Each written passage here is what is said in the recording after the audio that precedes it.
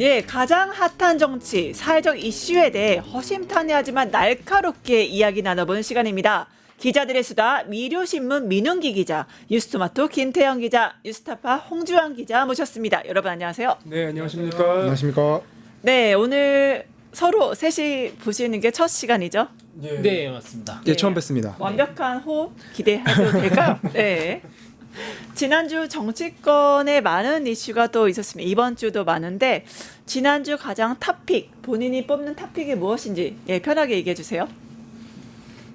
저는 예, 먼저 하시죠. 네, 저는 딴 거보다 이제 김건희 씨와 신평 변호사의 그 진실 공방 있잖아요. 네. 저는 그게 가장 인상 깊었거든요. 네. 계속 뭐 검찰 특검 수사 나가서는 진술 거부권을 행사하다가 또 친한 지인이 오니까 그렇죠.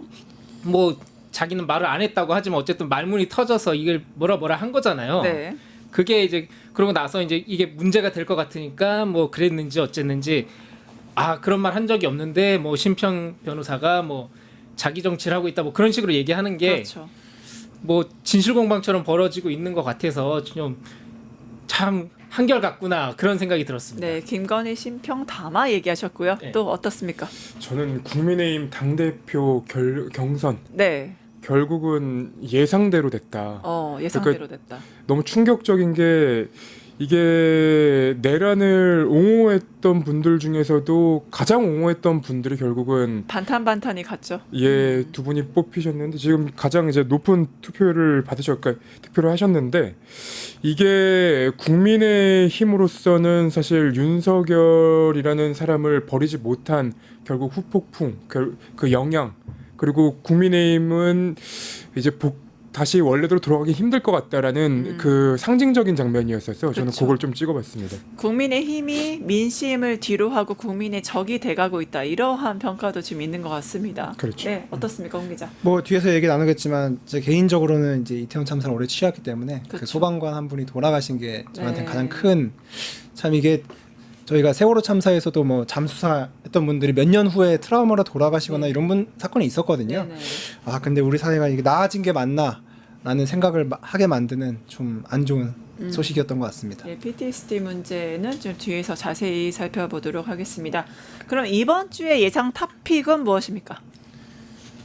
저는 저부터 하면 저는 결국은 이번 주에도 이 국민의힘의 경선 다시 한번 이슈가 될 것 같다. 지난주에는 사실 저희가 탑픽으로 꼽긴 했지만 이재명 대통령이 이제 해외 순방하고 있는 게 더 큰 뉴스이다 보니까 그렇죠. 눈에 잘 안 띄었는데 네. 이번 주에는 어떤 사람이 결국은 뽑힐지가 최종 당 대표가 누가 될 것이냐. 그렇죠. 그리고 국민의힘이 이제 앞으로 운명이 걸려 있기 때문에 그렇죠. 그게 좀 저는 이슈가 될 거라고 봅니다. 네. 네, 저는 뭐 지금 오늘 도착했다라고 얘기를 들었는데 이제 한미 정상회담이 어떤 결과를 낼 것이냐. 뭐 주말에는 이제 한일 간의 정상회담을 해서 이제 뭐 미래지향적인 관계를 구축했다라고 얘기를 하는데 이제 어쨌든 그게 통상 압박이나 미국의 통상 압박이나 뭐 그런 거에 대해서 함께 대응하자라고 하는 건데 이제 그 결과물을 가지러 어떻게 보면 미국으로 넘어간 거잖아요. 그렇죠. 그래서 오늘 내일 이제 결과가 어떻게 될지 그게 제일 관심일 것 같습니다. 네, 한미 정상회담 결국엔 통상 문제라든가 동맹의 현대화라든가 산업혁명 이게 어떻게 논의될지가 핵심 이슈가 아닐까 싶으네요. 네. 네, 어떻게 보십니까? 저는 그 뒤에서 얘기하는 게 건진법사가 이제 구속이 됐잖아요. 네. 이 구속되기 전까지는 사실 이제 모르쇠로 일관했었는데 사실 많은 범죄 사건을 취재해 보면 사람이 이제 구속되고 전과 후가 확연히 나뉘거든요. 그렇죠. 감옥 한번 들어가시면 마음이 바뀌시는 경우가 많더라고요. 네. 빨리 나오고 싶으니까 어떤 수를 써서라도. 그렇죠. 근데 이제 김건희 씨와 진술이 엇갈리는 부분이 좀 많잖아요. 방어를 해주는 측면도 있고, 그래서 그게 어떻게 될지 뭐 둘의 대질 신문도 기대할 수 있을 것 같고, 그래서 거짓말 중에 누가 거짓말을 하고 있을지가 조금씩 밝혀지지 않을지 좀 주목됩니다. 네, 진실 공방 속에 무엇이 진실일지 지켜봐야 되겠습니다. 지난주 건진법사와 JTBC 인터뷰가 화제였습니다. 관련 영상 같이 보시죠. 어떠한 이 대가나 그런 부분이 아닌 순수한 마음으로 저는 이제 받아들인 부분이었는데. 네, 통일교 선물 순수한 마음으로 받아들였다. 우리 기자님들 인터뷰 어떻게 보셨습니까? 일단 저걸 어떻게 했나 부럽다. 기자의 시각에서 저 취재 자체가 부럽다. 그러니까 속된 말로 어떻게 감았지라는 생각을 하게 됐고 네, 어떻게 감따라는 용어 좀 설명해 주시죠. 어떻게 그러니까 어쨌든 JTBC라는 곳이 김건희 씨나 건진법사한테 우호적인 매체는 아닐 거 아니에요. 그렇죠. 비판 보도를 많이 해왔던 곳이니까. 네. 근데 어떻게 인터뷰 승낙을 받아냈을까라는 이제 생각이 들었고 그리고 여기도 나왔지만 통일기호 선물은 순수한 마음이라 했을 때 아니 네. 어느 이익단체나 종교에서 정치권에 돈을 주고 선물을 주는데 순수한 마음. 순수한 이익을 위한 마음이었겠죠. 네. 이제 과로가 좀 많이 쳐진 것 같습니다. 순수한 마음이 순수한 이익을 위한 본인들의 이익은 굉장히 순결무구하다 이건가요? 뭐 순수한 이제 권력에 대한 뭐 그런 약간 순수한 뭐 추구 네. 뭐 이런 거겠죠. 네. 그 주는 사람도 그렇고 받는 사람도 그렇고 법률적인 그 문제를 피해 나가기 위해서 네. 항상 하는 얘기입니다. 나는 별다른 뜻 없이 받은 거다. 네. 우리는 이제 원래 사이가 좋았기 때문에 네. 그냥 그런 순수한 마음으로 받았던 거다.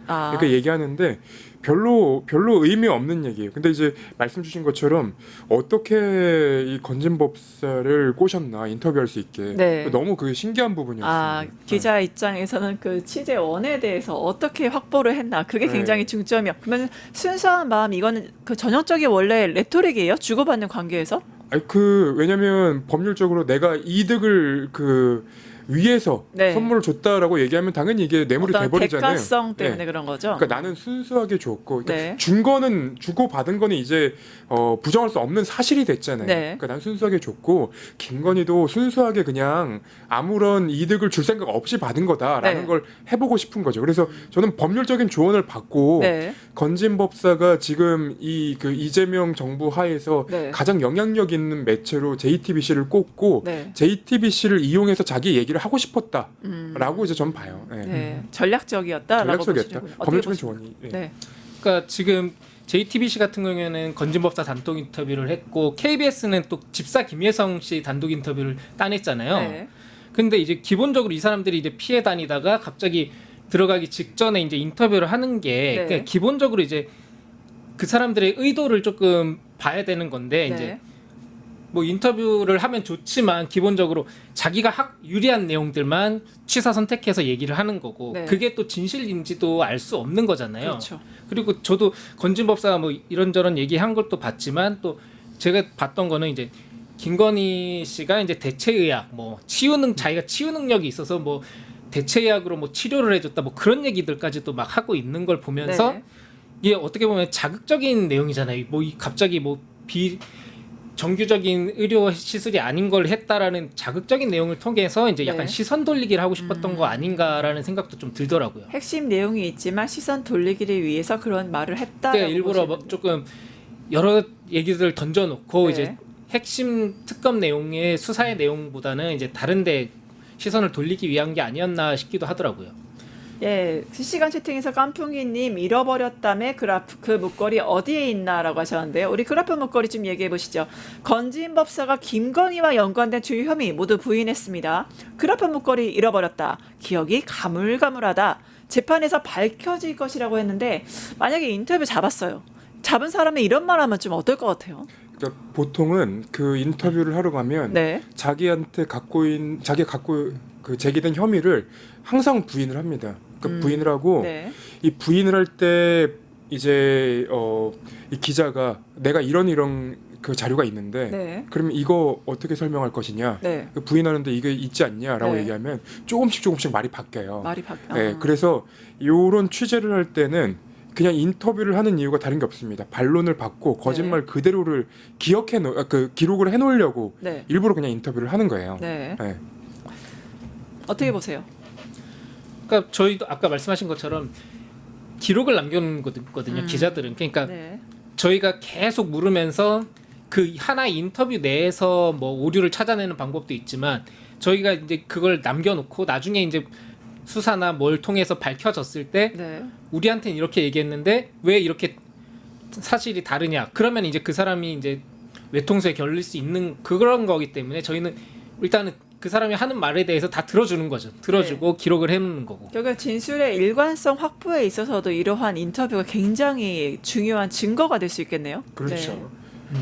뭐 두 분 해주신 말씀과 비슷하긴 한데요. 어쨌든 뭐 KBS 한 김혜성 씨 단독 인터뷰도 그렇고 어쨌든 이제 재판에서 이분들이 계속 어떤 주장을 할 텐데 이제 그 주장과 관련해서 그 KBS나 JTBC가 내지 않은 부분이 있을 거예요. 방송 부분은 당연히 편집해서 낸 부분이니까요.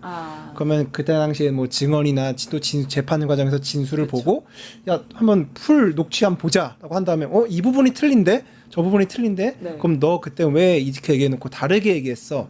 다시 발문을 제기할 수도 있고요. 그래서 이 인터뷰 하나 자체가 그 후에 쓸 수 있는 좋은 취재 소스다. 네. 라고 기자들은 생각할 수 있을 것 같습니다. 네. 특히 저는 이제 변호사니까 특히 죄를 지은 이제 피해자들이 오면 변호사님 살려주세요 마음에서 되게 애청하고 태도가 우선 굉장히 저자세예요. 그런데 저는 건진법사 인터뷰 보면서 저 사람 뭐지? 아니 기가 너무 세고 오히려 역정을 내는 모습을 보입니다. 이건 좀 어떻게 보셨어요? 그러니까 그 사건 초기나 자기 증거를 갖고 있다고 생각하지 않을 때 네. 기자들한테 일단 역정 냅니다. 그 취재하러 가면 욕 많이 먹어요. 가서 그러니까 기자한테 막 욕을 해요? 욕도 하고요. 네. 그리고 화도 내고요. 기자한테? 그리고, 네, 자주 그렇습니다. 쫓겨도 나고요. 그런 걸 보도되면 어떻게 하려고 그렇게 합니까? 그게 크게 문제가 없다고 생각을 하는 거예요. 그 본인이? 초기에는. 근데 이제 뭐가 증거가 나오기 시작하고 네. 재판에 들어가는 그 시점이 되면 네. 갑자기 엄청나게 저자세가 됩니다. 네. 항상 겪는 일입니다. 뭐 항상 이게 패턴이군요.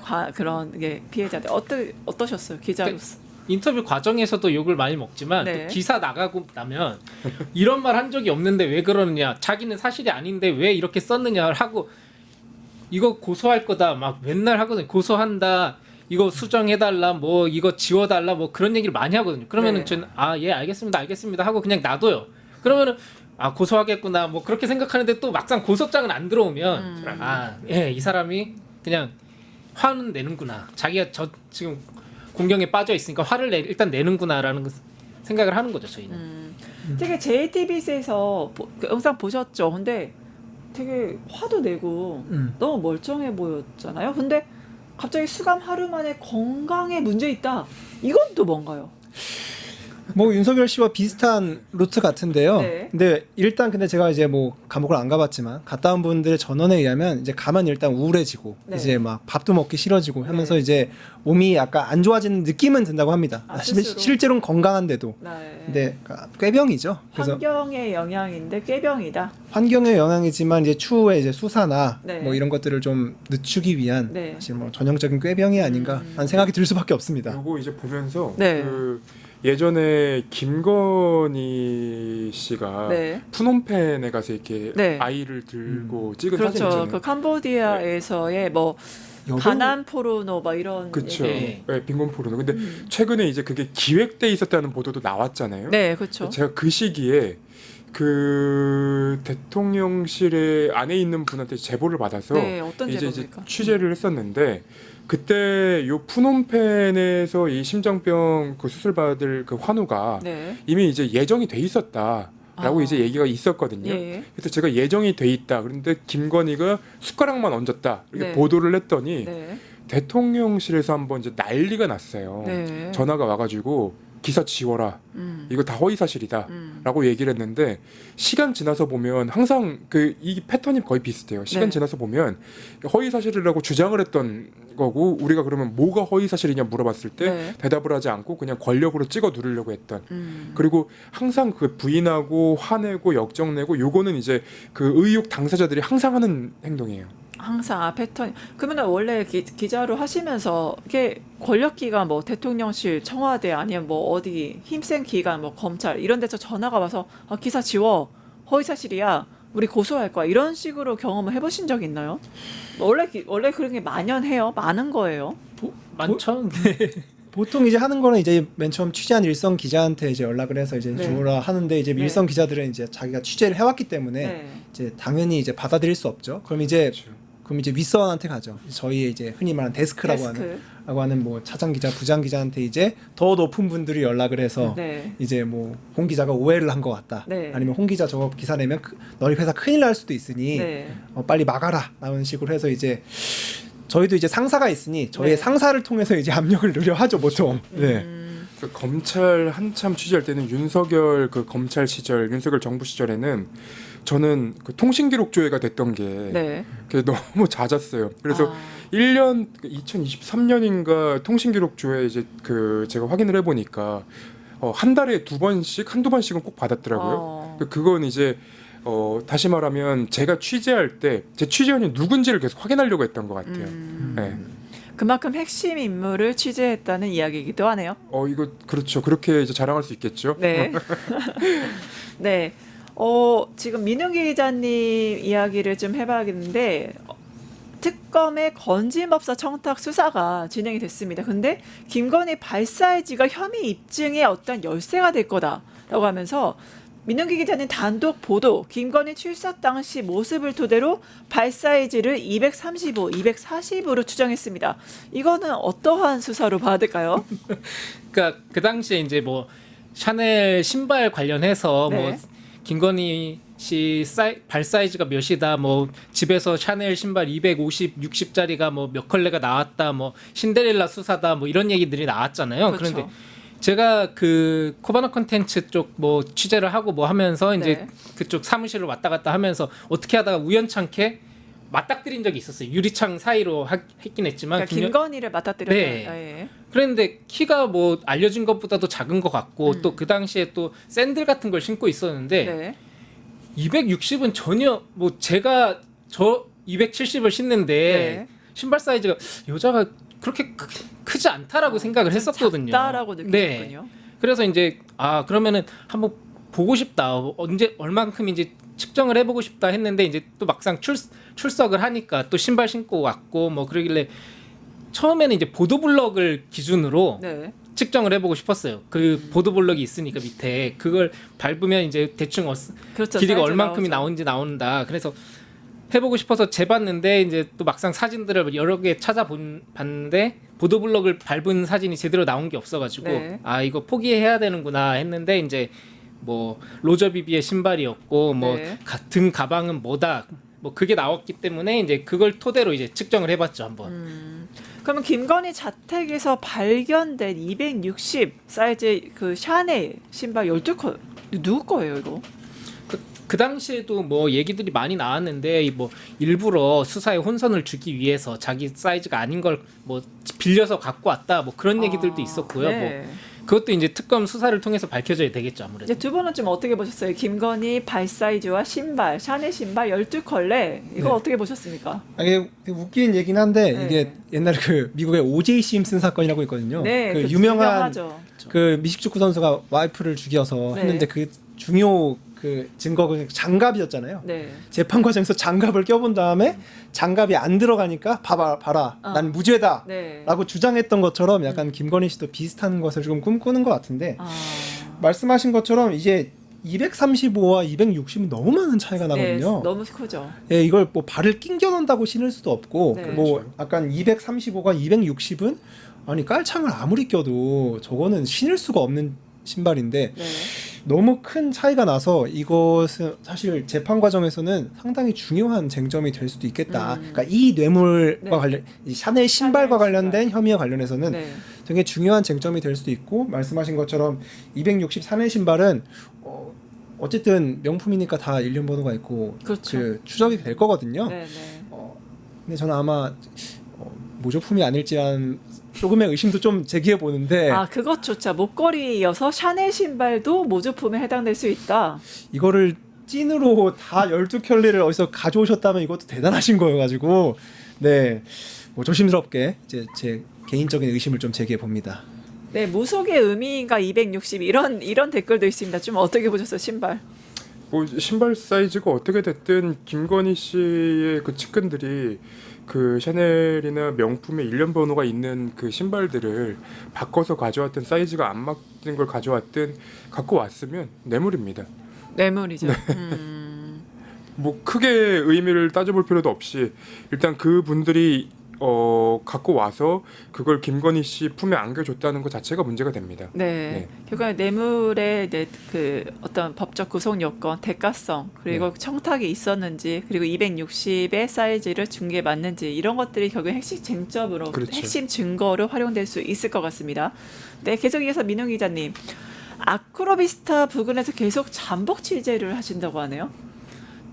제가 이제 어쨌든 제가 도이치모터스 주가 조작 사건도 처음 뭐 중간부터 이제 계속 파고 들었었고 네. 양평고속도로도 계속 취재를 했었고 그래가지고 김건희 씨와는 어떻게 보면 악연 아닌 악연이 되었는데 네. 뭐 대통령이 되고 나서는 한 번도 만날 기회가 없잖아요 가까이에서. 그런데 그렇죠. 이제 탄핵이 되고 파면 확정이 돼서 이제 아크로비스타에 돌아온 이후에는 네. 얼굴을 한번 보고 싶다. 얼굴을 만나서 한번 네.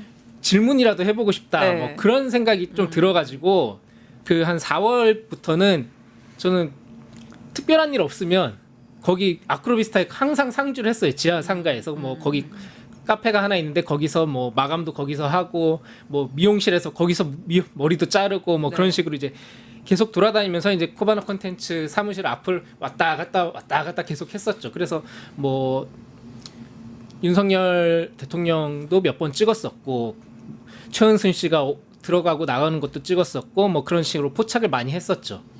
예, 문고리 3인방 정말 김건희 채찍건은 유명한데 여전히 그 사무실 코바나 콘텐츠 사무실 지키고 있다고 합니다. 이게 맞습니까? 예, 뭐 그 탄핵 파면 이후에 이제 자택으로 돌아온 이후에는 뭐 거의 상주하고 있고요. 그리고 지금 왜 아직도 이 3인방이 그 사무실 상주하고 있는 거예요? 뭐 음모를 꾸미는 겁니까? 도대체 뭐죠?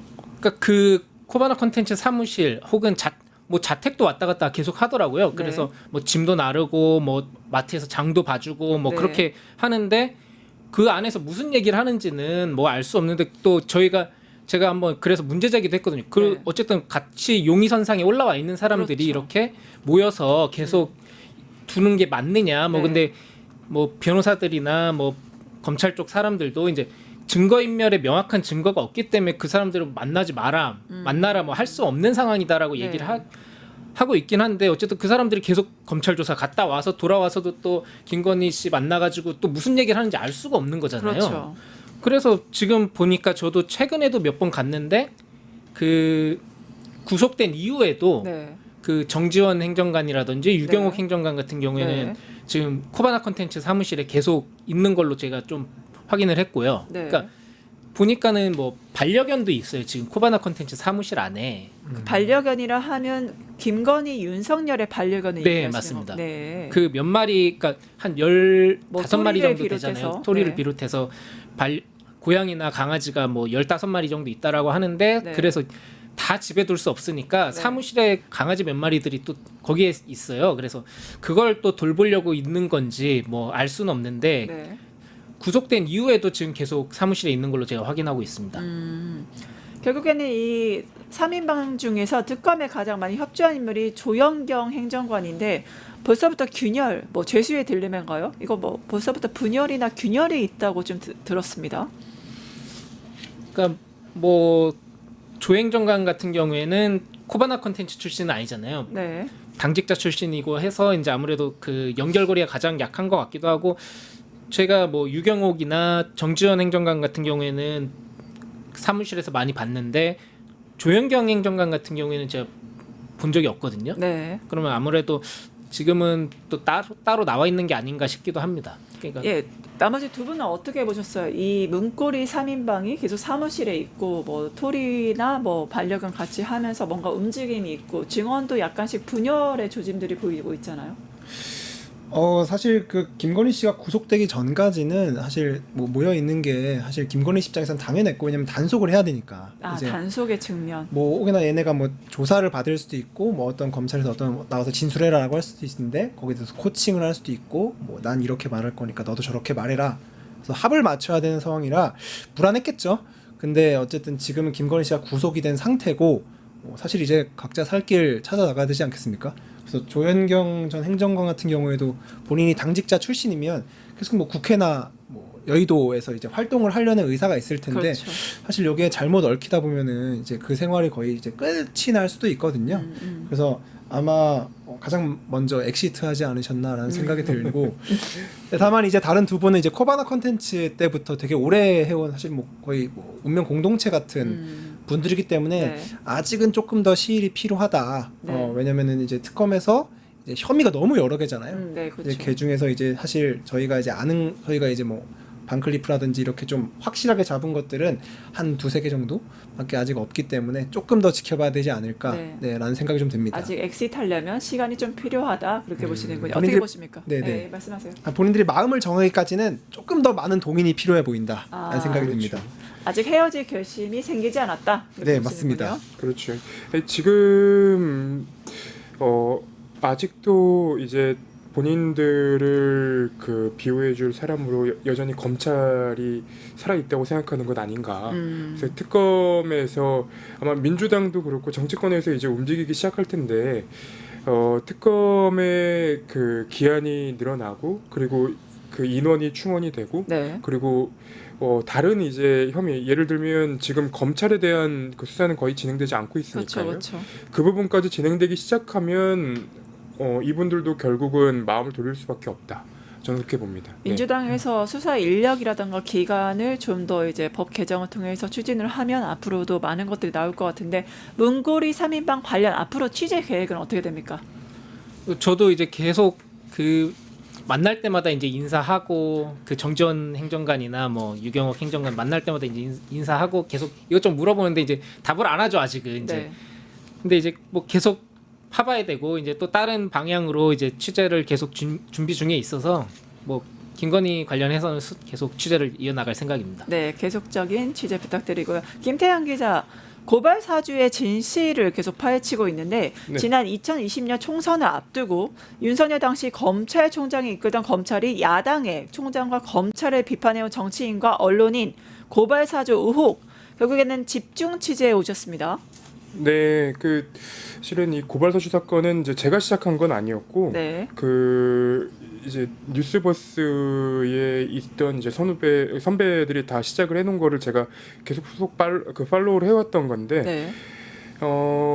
요 사건 취재하면서 이런저런 이제 추가 취재할 것들도 있었어요. 이게 너무 이제 예전 사건이라 사실은 제가 좀 얘기하기 좀 그렇고, 근데 그 이후에 뭐 디넷이라던가 뭐 여러 이제 사건들도 저희가 같이 또 취재를 했었기 때문에 네. 검찰에 대한 이제 어떤 그러니까 검찰의 자신들의 그 뭐랄까 식구 감싸기 정도는 저희가 그렇죠. 이제 좀 드러낸 거라고 네. 생각을 하는데.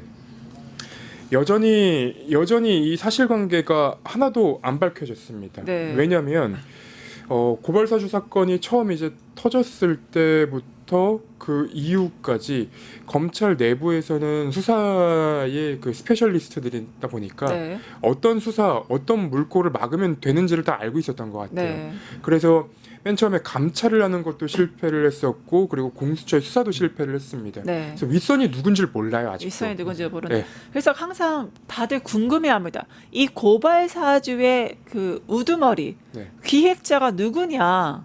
누구라고 보세요? 그러니까 이게 이제 우리가 윗선은 밝혀내지 못했지만 이렇게 해야 됐던 사람들이 몇 명 있습니다. 네, 누군가요? 대표적으로 이제 한동훈 한동훈. 한동훈 전 대표 같은 경우에는 그러니까 이 사건은 그냥 크게 넓혀놓고 보면 네, 한동훈이라는 이제 검사의 네, 그 검사 생활에 오점을 남기지 않기 위한 행위 중에 하나였어요. 네, 왜 그러냐면 맨 처음에 이제 검언유착 사건이 터졌어요. 그러니까 검언유착 사건이 터지고 나서 이거 되게 오래된 얘기라 기억하기 좀 어려우신 분들도 계실 텐데 그렇죠. 이게 이제 그 채널 A랑 한동훈 검사랑 이제 네네. 둘이서 짝짝꿍해서 유시민 그 작가를 잡겠다 뭐 이런 네네. 이제 사건이었습니다.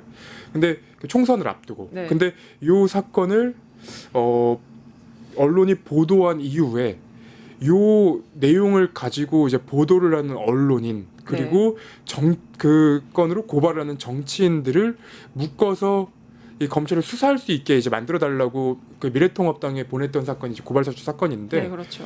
이거는 사실 윤석열은 끼어들 필요가 없는 사건이었어요. 그러니까 한동훈의 문제로 치부하고 그 한동훈의 그 징계 정도로 끝나거나 아니면 이제 한동훈에 대한 수사로 그렇죠. 진행이 됐으면 이제 끝나는 얘기였는데 네. 윤석열 검찰총장이 직접 나서서 움직이면서 이제 이 사건이 커지기 시작했던 거거든요. 그렇죠, 그렇죠. 그래서 저는 만약에 이제 윗선으로 꼽아야 된다라고 한다면 그 의도가 있는 사람은 결국은 이제 한동훈. 한동훈이다. 예, 저는 그렇게 봅니다. 네, 결국엔 한동훈과 채널A 기자, 한동훈이 준 정보를 채널A 기자가 그 채팅방에 공유를 하고 그거에 대해서 한동훈 검사장을 우리가 감찰하지 않기로 한다, 덮기로 해서 이게 문제가 된 것 같은데 두 분 좀 어떻게 보셨어요? 고발 사주. 사실 저는 이제 검찰을 출입해 본 적이 한 번도 없는데 네. 그 다음에도 계속 뉴스타파에 있으니까 사실 또 검찰을 출입할 일이 없는데 네. 그러니까 한동훈이라는 분은 사실 그 검찰을 출입하는 기자분들 사이에서 좀 유명한 분이었어요. 언론을 잘 활용한다. 활용한다. 그러니까 사실 이렇게 잘 흘린다. 그러니까 본인이 원하는 이제 수사 방향이나 이런 걸 위해서 약간 보통 이제 작은 단서들을 계속 흘리면서 자기가 원하는 방향으로 언론을 따라오게 한다라는 이제 좀 평가가 있던 분인데 네. 사실 그런 게 꼬리가 좀 밟힌 사건이죠. 그래서 그렇죠. 네. 근데 이제 이게 만약에 정말 이제 유착했고 본인이 어쨌든 본인이 원하는 정치적 목적을 위해서 이제 언론을 이제 악용했다라는 네. 게 밝혀진다면 네. 사실 지금에 와서 보지만 되게 야망이 크신 분 아닙니까? 한동훈. 네네. 그렇죠. 지금에 와서 보면요. 지금 와서 네. 그래서 본인의 야망에 되게 큰 오점을 남길 수 있겠다. 그래서 저런 선택을 했을 수 있겠다는 생각이 들고 또 고발 사주에서 고발당한 사람 중에 저희 회사 기자분도 있거든요. 네, 저희 회사 시민보 선배가 계시기 때문에 네. 또 당사자가 있어서 저희도 계속 지켜보고 있는 사건입니다. 그럼 고발 사주 최종 기획자는 한동훈으로 보시는 거예요? 저도 한동훈이 있는데 이게 뭔가 이제 고의냐 미필적 고의냐의 차이인데 어쨌든 당시에 한동훈은 윤석열 검찰총장의 최측근이었기 때문에 비호를 받았다. 네, 차기 검찰총장 뭐 이렇게 또 법무부장까지 되잖아요. 네, 네. 그렇기 때문에 그분이 어쨌든 이렇게 한마디 한 거, 이거 좀 골치야라고 뭐 한마디를 하거나 했을 때 밑에 사람들이 뭐 차차차차 움직였을 수 있겠다라는 생각이 좀 듭니다. 네. 그러니까 뭐 저도 짧게 얘기하자면 이제 그 윗선이 누구냐라고 얘기할 때 그 고발장에 그러니까 이거를 사주를 했을 때 고발장에 이득을 얻는 사람이 있어야 네. 되는 거잖아요. 그 당시에 근데 이름이 올렸던 게 한동훈, 윤석열 플러스 김건희였습니다. 네. 아니 되게 뜬금없이 김건희의 그렇죠. 이름이 올라가는데 그렇다라고 한다면 그 사람들이 필요로 한다. 그러면 그 윗선이 누구냐? 그 위로 올라갈 사람은 없거든요. 그럼 아무래도 그 세 사람이 네. 주도를 했던 게 최종 아니냐라는. 기획자가 아니냐 네. 이렇게 보시는군요. 네, 홍주환 기자 좀 여쭤볼 텐데 다큐 길 잃은 별들이 길이 되어 이태원 진실버스에 대해서 깜깜이 예상 공개 최초 판결이 나왔죠. 결국엔 뉴스타파가 최종 승소를 했습니다. 이태원 참사 현장에 나가셨고 저와 이제 그걸 계기로 같이 만나셨는데 휴유증을 앓다 숨진 소방관들 보도 아까 처음에 말씀하셨죠. 굉장히 옆에서 정말 자고 먹고 지켜봤던 입장에서 여러 가지 심정이 좀 드셨을 것 같습니다. 그 소방관 총 2분께서 이제 안타까운 선택을 하신 걸로 현재까지는 밝혀져 있는데 사실 이런 취재를 좀 오래 하다 보니까 사실 유가족분들은 되게 소통이 잘 돼요. 네. 규합도 돼 있고 이제 네. 모임도 있고 하니까. 근데 이제 뭐 생존자분들이라든지 이런 구조자분들은 사실 연락이 잘 되지 않는 경우가 많거든요. 그리고 따로 모임도 결성돼 있지 않고 그렇죠. 그리고 정부도 사실 이제 뭐 유가족 이런 분들은 사실 좀 집중적으로 계속 들여다보고 지원을 하지만 네. 사실 생존해 있는 분들에 대해서는 계속 이제 막 몇 년이 지난 후에도 연락을 해본다거나 지금 상태가 어떤지 능동적으로 좀 들여다보지 않기 때문에 네. 좀 그런 것에 취약한 점이 좀 드러난 사건이 아닌가. 이제 정부가 좀 더 이제 유가족도 물론 중요하지만 이제 생존해 있던 분들의 어쨌든 PTSD 트라우마를 계속 지속적으로 능동적으로 들여다보는 시도는 계속돼야 되지 않나는 생각이 듭니다.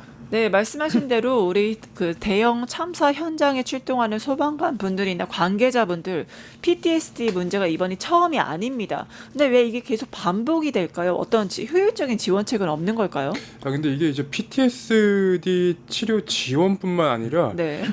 그 이태원 참사 이후에 보복을 당하는 분들도 계세요. 보복이라 하면 어떤 보복일까요? 최근에 이제 저희가 단독 보도했던 건데 네. 그때 아마 기억하실 겁니다. 거기 이태원 참사가 발생했던 그 골목에서 그 옷가게를 하셨던 분이 있어요. 네. 그분이 그 참사 이후에 네. 이제 그 제사상이라도 해야 된다, 네. 올려야 된다. 그래서 거기서 이제 통곡을 하셨던 분이 계신데 네. 요 분이 그 국회에서 진상조사위원회를 꾸렸을 때 그 네. 유일하게 이제 그 지역 상인으로는 유일하게 그 진상조사위원회 참석을 하거든요. 네. 근데 그분이 가게를 했던 건물만 철거가 됐어요. 다른 데는 이제 일부 철거가 되고 이분 건물만 완전 철거가 된 거예요. 이유가 뭔가요?